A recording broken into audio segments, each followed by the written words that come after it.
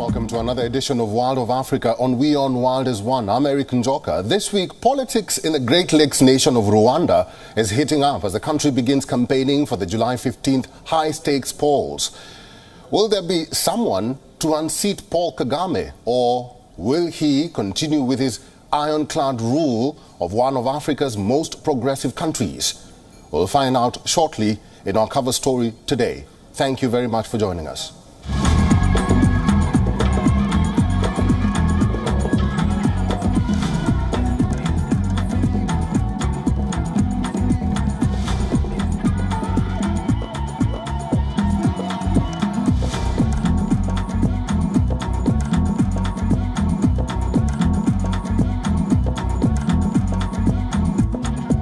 Rwanda's President Paul Kagame defended the Central African nation's democratic record as campaigning for next month's vote got underway. Two prominent opposition candidates are barred from running by an appeals court decision. While Kagame has been praised for Rwanda's economic recovery after the 1994 genocide that claimed 800,000 lives, he faces criticism over rights abuses and political repression. So, what's at stake in the upcoming polls? Let's find out in our lead report from Kigali.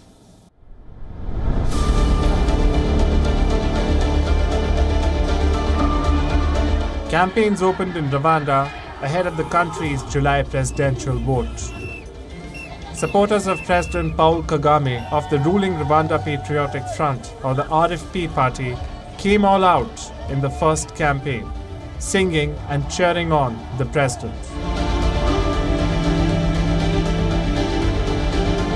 Kagame won the last elections in August 2017 for a 7-year term with 98.63% of the vote, according to the Electoral Commission. Kagame took an apparent swipe at allegations of stifling the opposition after Rwandan courts rejected appeals from two prominent opponents, Bernard Taganda and Victor Ingabire, to remove previous convictions that effectively barred them from contesting.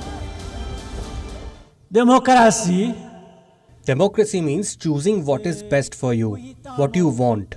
The fact that you are free to make your choice. Democracy is not the choice of someone in your place. No one should make your choice for you. It's up to you to make it.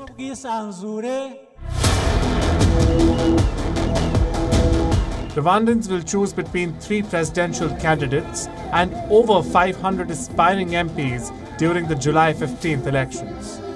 The Rwanda National Electoral Commission unveiled the names of candidates in the presidential and parliamentary polls. Paul Kagame, Rwanda's president for 23 years, has been at the head of the Rwandan Patriotic Front since 1998.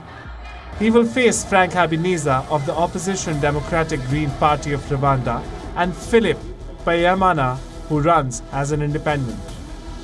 In all, 9 candidates submitted their candidacy to the National Electoral Commission. Habineza contested the last presidential polls and garnered less than 2% votes. Kagame won the elections in 2003, 2010 and 2017 with more than 90% of the vote. We talk about the democracy, we also have to have security. So we're talking about regional integration, make sure that no country can cross its border with Rwanda. Whether we have problem or issues, those issues must be solved amicably. Diane Vigara, a fierce critic of Kagame, was rejected by the Election Commission as she had not shown the 600 supporting signatures needed from citizens. 42-year-old Vigara fell out with the leaders of Kagame's party before being detained and disqualified from running in 2017 over allegations of forgery. She was later acquitted. Kagame became the Great Lakes region's leader at the end of the 1994 genocide that claimed mostly Tutsi lives, but also moderate Hutus. He became president in 2000 and then through 2003, 10 and 17. In 2015, Kagame presided over controversial constitutional amendments allowing him to potentially rule until 2034. Kagame is credited with improving the living standards of thousands of millions of Rwandans, thanks to a booming economy. But criticizing his human rights record recently, Human Rights Watch hit out at the threat of physical harm, arbitrary judicial proceedings, and long prison sentences that can often lead to torture. Africa Bureau, WION. World is One. Top comedian turned politician Michael Usi was sworn in as Malawi's vice president at a ceremony held in parliament in the capital Lilongwe.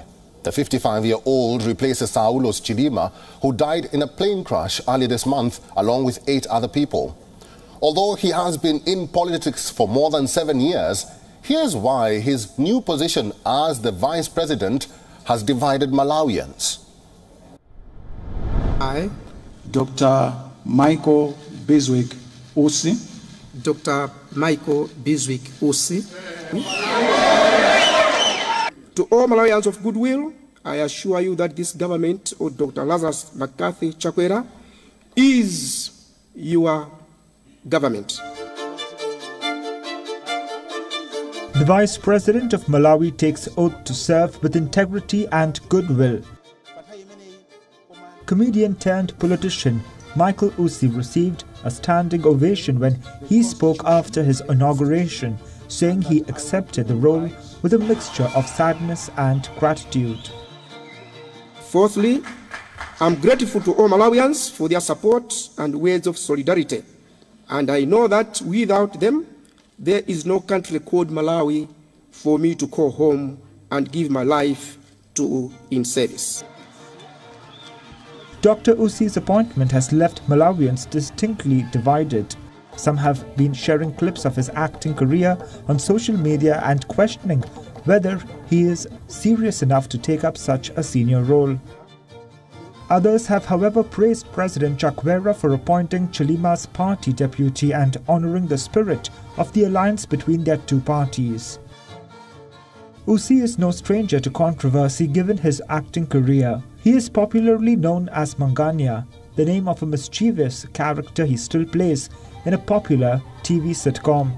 He has been a staple on national radio and television for more than 2 decades, making him one of the most recognizable local celebrities. Such was his popularity as a comedian that when he founded a political movement around 7 years ago, many people just thought it was a prank. This is because he had a reputation as a prankster. His most famous ruse was fooling people into believing that he had been a good boxer at high school and was looking to return to the ring. It turned out his political ambitions were for real.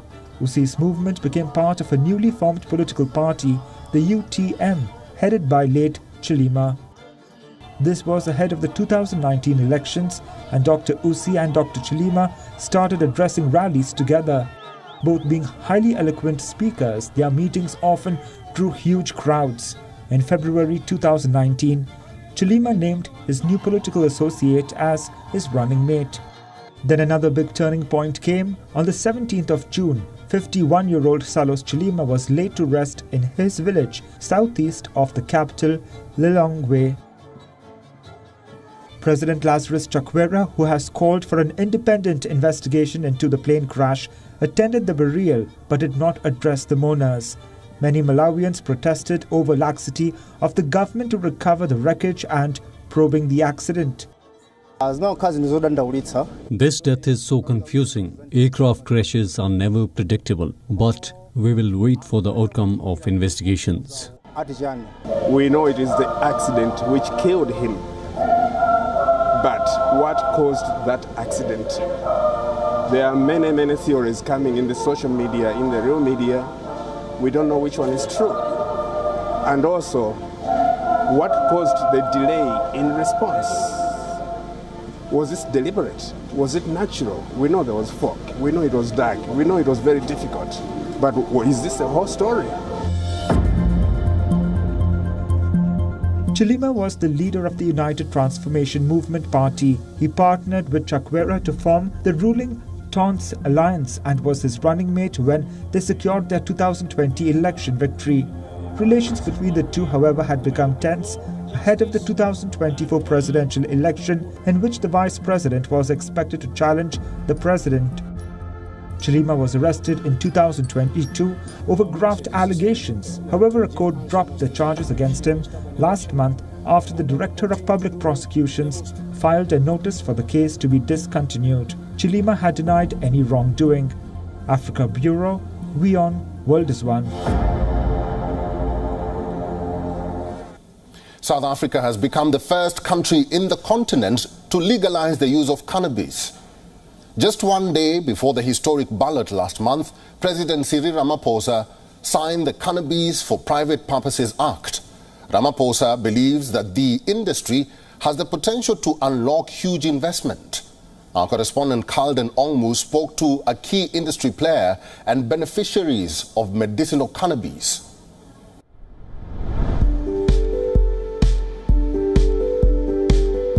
This is Professor Dibia. His company is one of the leading pioneers in the cannabis industry. As he would like to say, he has built the temple for cannabis farming in South Africa. Dibia believes the industry has huge potential. It can create millions of jobs and generate massive revenue. What we've got is government's approval, where government says, yes, you can now use cannabis as medicine in South Africa. So let's go the route of prescribing those medicines, getting doctors to prescribe it, dispensaries like pharmacies to actually dispense it, and that's how you create revenue. That's how you get the revenue into the system. And if you ask me what the size of this market is, billions. And I'm talking dollars, not rands, billions. There is no denying that the cannabis sector is growing. Pharmacies for the green plant have been mushrooming all across the country. More and more South Africans are shifting from using conventional medicine to medicinal marijuana. My journey with cannabis started at a young age. Due to sports injuries, I found lower back pain, plagued by lower back pain, and conventional medicine I found wasn't working for me.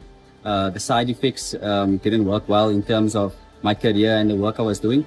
So about 2.5 to 3 years ago, I formalized my cannabis medicine experience with Prof. De Beer. And that has shifted the entire dynamic in terms of my experience. I find myself functioning much better. I find that I can work better, and the healing that I get from cannabis is so much better and consistent. I got healed also from bipolar N as well as epilepsy that was chronic. So I'm able now to walk. You see, now I can walk with my kwai. South Africa's Cannabis for Private Purposes Act gives the green light to adults wanting to cultivate, possess, consume the herb for their private use. De Beer says opportunities are tremendous and people should use the plant in a responsible manner rather than just looking to get high. If you look at cannabis and hemp, the vast amount of products that you can actually manufacture, with this single plant is phenomenal. And if you just normal stuff like we're doing is drinking straws, biodegradable packaging, clothing, bricks, pothole plugs, curves, paving, tiles, it's tremendous.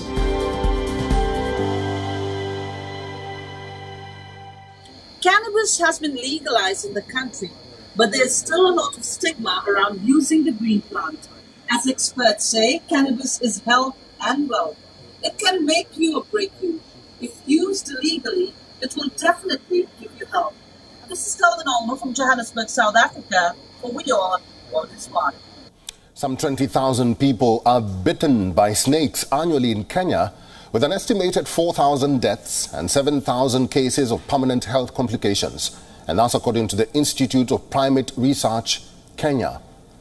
Anti-venoms are usually imported from other countries, but most are region-specific, meaning they do not work effectively in Kenya. Scientists are now working on developing local anti-venoms to reduce deaths from snake bites.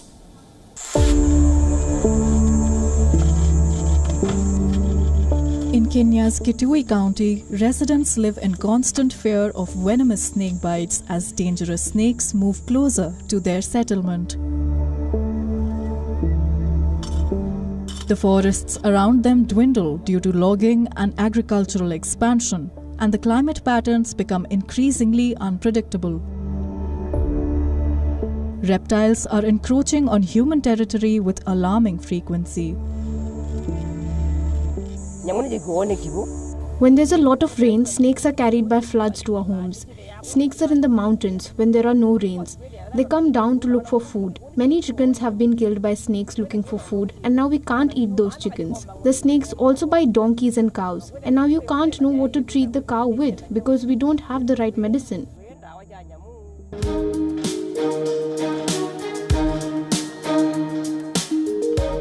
But it's not just livestock that is suffering. Augustine Wambua, a 41-year-old resident of Kitui, is currently in Kitui Referral Hospital following a puff adder bite sustained while tending his goats in a degraded forest earlier this month. The outcome is still unknown. For Wambua and his family, the ordeal is twofold as they grapple not only with the fear of Wambua's health, but also with the financial strain imposed by the costly treatment. I have personally spent a lot of money because every lab test is expensive and every poison test is paid for. Since I was bitten, my lab results show poison, poison, poison, and every injection is an extra expense. And now the whole cost is mounting high, and my people are straining a lot, and it was an abrupt incident.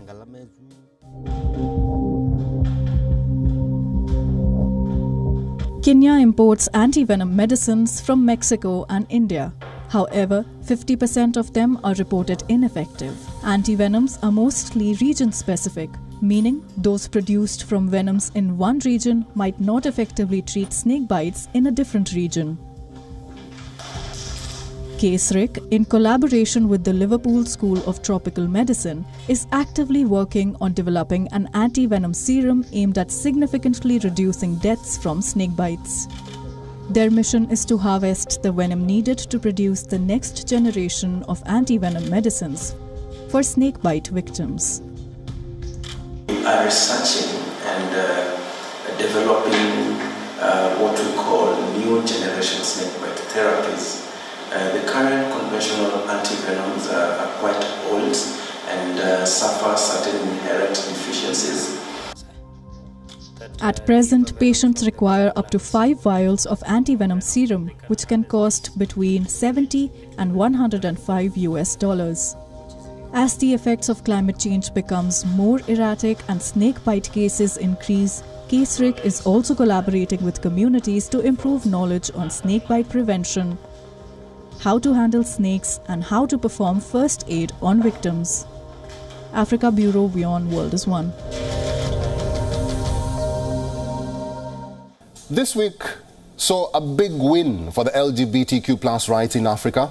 A Namibian court declared 2 laws banning same-sex acts unconstitutional. But members of the LGBTQ+ community say there's still a long road ahead. Here's a report from Windhoek. Namibia's High Court on Friday overturned 2 colonial-era laws that criminalized gay sex, in a landmark victory for the country's LGBTQ community.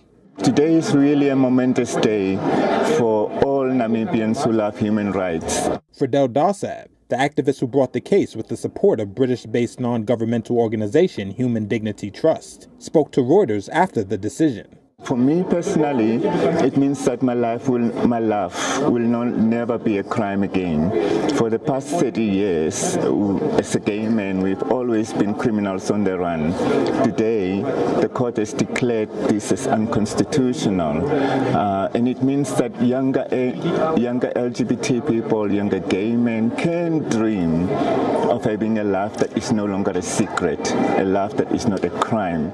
Consensual same-sex activity is prohibited in more than half of 54 African countries, according to one international organization supporting LGBTQ rights. Namibia inherited the laws when it gained independence from South Africa in 1990, though same-sex acts between men were initially criminalized under colonial rule. South Africa has since decriminalized gay sex. Omar van Reenen, co-founder of the Namibia Equal Rights Movement, welcomed the court's judgment Friday. The LGBTQ community are in need of a beacon of hope because we are living in a climate of fear from state-sanctioned homophobia and hate speech that have claimed the lives of 6 LGBTQ Namibians in the past year. So we need that beacon of hope and that message of love and unity and inclusivity from the court. A law professor at the University of Namibia said the court's order can be appealed by the Namibian government within 21 days. The Physical Expression Club in Tunisia's Bouhajla Cultural Center, also known as the Thunder Crew, brings together the youth of the marginalized region in a country where school dropouts remain high. Here's a report.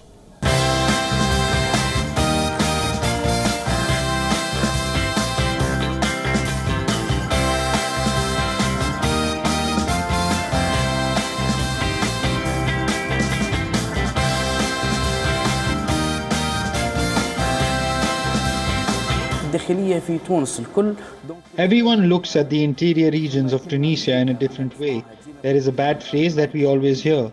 He came from behind the sign, meaning that this person can't do anything or is a thief, a criminal or devious. But we say no, because we are artists and creative people. As I told you a little while ago, we were able to participate in national competitions and win them.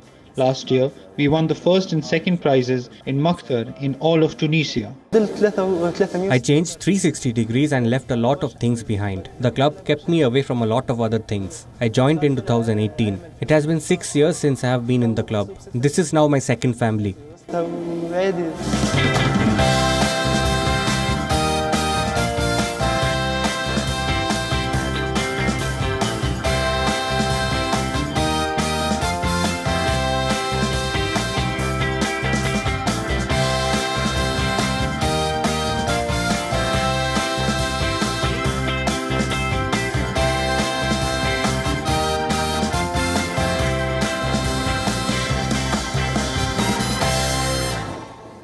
I'm Eric Njoka. Thanks for watching this week's episode of World of Africa. Stay in touch with us on all our social media platforms and tell us about the show there. To all our viewers in Rwanda, murakoze siane na urabeho. Bye-bye.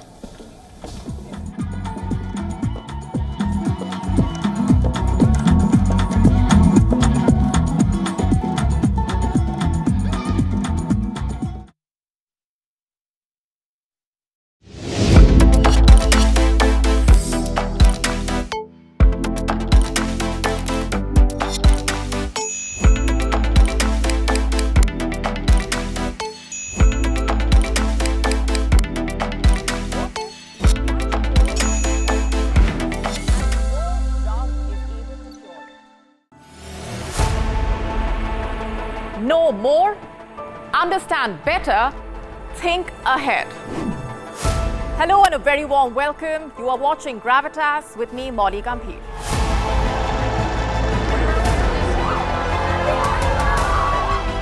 Get the facts, not the bombast. On the 26th of March, dynamic pricing, Baloch separatists, Gravitas cuts out the clutter. Gravitas keeps calm when others scream. Gravitas brings news to life.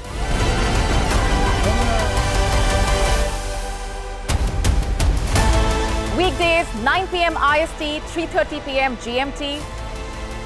Gravitas. Seeing is believing.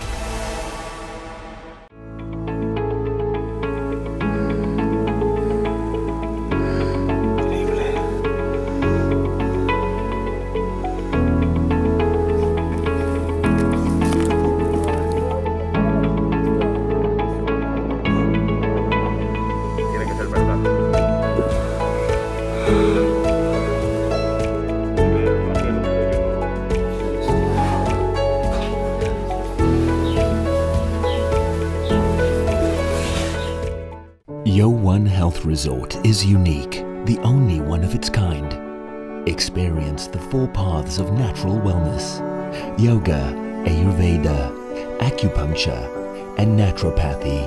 Each uniquely customized program improves the whole person to make every person whole. Come to WION Health Resort. Make your reservation at WION.com.